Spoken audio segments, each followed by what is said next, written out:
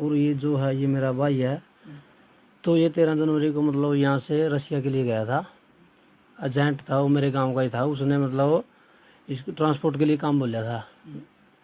तो इसको वहाँ पे जाके रशियन आर्मी में सेलेक्ट कर दिया, जिसमें मतलब लिखा था कि इसके साथ कुछ दिन पहले हमारी बात नहीं हुई। जब ये यहाँ वहाँ पे पहुँचा तो हमें कुछ दिन बाद देखा कि ये आर्मी की वर्दी में था और इसे रशियन लैंग्वेज में वो साइन करवा रखे थे, जिसको मतलब इसको भी समझने का मौका नहीं दिया। तो कुछ दिन तो इनकी ट्रेनिंग चली, मतलब गड्ढे खोदने की यही ट्रेनिंग थी इनकी। तो फिर इनको सीधे ही मतलब एकदम से फ्रंट लाइन पे ले गए। 12 मार्च तक तो हमारे भाई के साथ बातें हुई हमारी। तो ये वहाँ पे बहुत ज़्यादा तंग तंग था।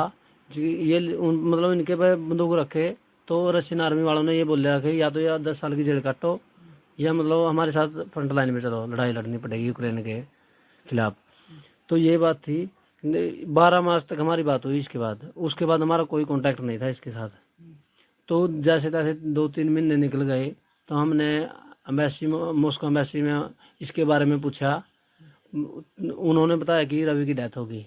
उन्होंने फ़ोन के ज़रिए हमें बताया कि डेथ होगी, लेकिन हमें उनकी बातों में विश्वास नहीं था, क्योंकि उन्होंने मतलब हमारे पास कोई प्रूफ नहीं दिया, तो हमें विश्वास नहीं था।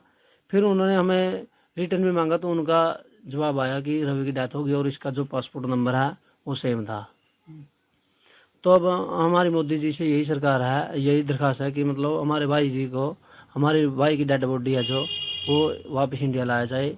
कैसे देखो हमारे इतने मतलब पैसे नहीं है हमारे पास, इतने जो ज़मीन थी हमने वो बेच दी है सारी। जो ये 11.5 लाख रुपए लगे थे, हमने 1 एकड़ ज़मीन थी हमारे पास वो बेच दी थी। तो हमारे पास इतने पैसे नहीं है कि हम इसकी बॉडी को वापस लेके आएँ। मोदी जी से हमारी यही दरख्वास्त है कि इसको कैसे भी करके मतलब हमारी भाई की बॉडी हमारे को वापस दी जाए। जैसे हमारे घर वालों को भी मतलब संतुष्टि हो जाए कि हमारा मतलब बॉडी तो आ गई हमारे पास।